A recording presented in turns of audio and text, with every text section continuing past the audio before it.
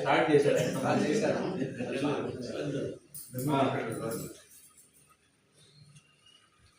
ధనుర్మాస శ్రీ వ్రతం స్నాన వ్రతంలో తిరుపాయి వ్రతంలో చక్కగా గోదాదేవి ఈరోజు 24వ పాసురం. అంటే స్వామి నిన్న చక్కగా లేచి వచ్చి స్వామి మీరు బయట ఉన్నటువంటి సింహాసనాన్ని అధిష్ఠించి మీకోసం వచ్చేటటువంటి భాగవతోత్తములు ఎవరైతే ఉన్నారో, భక్తులు ఎవరైతే ఉన్నారో వారి యొక్క కోరికలు అడిగి తెలుసుకొని ఎందుకు వచ్చారు, ఏ పని మీద వచ్చారని చెప్పేసి అవన్నీ కూడా వివరంగా తెలుసుకొని వారి యొక్క సమస్యలు అయితే ఉన్నాయో, వారి యొక్క కోరికలు ఏదైనా వారి కష్టాలు అవన్నీ కూడా తీర్చడానికి వచ్చి సింహాసనాన్ని అధిష్ఠించవయ్యా అని చెప్పేసి నిన్నటి రోజున చక్కగా గోదాదేవి అడగడం జరిగింది. గోదా గోష్ఠి అంతా కూడా ఈరోజు స్వామి నెమ్మదిగా నిద్ర నుంచి చక్కగా బయటకు వచ్చి ఆ సింహాసనాన్ని అధిష్ఠించాడు.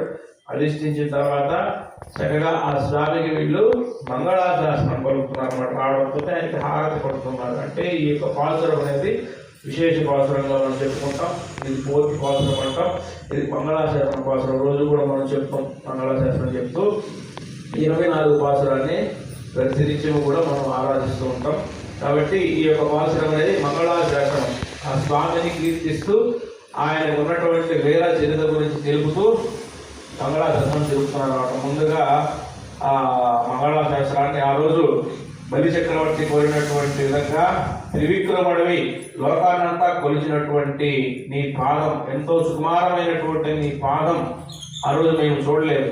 కానీ ఆ పాదానికి ఈరోజు మేము మంగళాశాసనం చేస్తూ ఉన్నాం. అదేవిధంగా నేను నమ్మినటువంటి సీత లంకకు కొనిపోగా ఆమె కొరకై లంకను వెళ్ళి సుందరమైనటువంటి ఆ లంకాలకు నేలపాలు చేసిన ఆనాటి నీ బాహుబలానికి ఆ రోజు ఏం చేసావో మాకు తెలియదు. కానీ ఆ కథను మేము విన్నాం కాబట్టి ఆ రోజు నీ యొక్క భుజ బలానికి ఈరోజు మేము మంగళాశాసనం తెలుపుతున్నాం.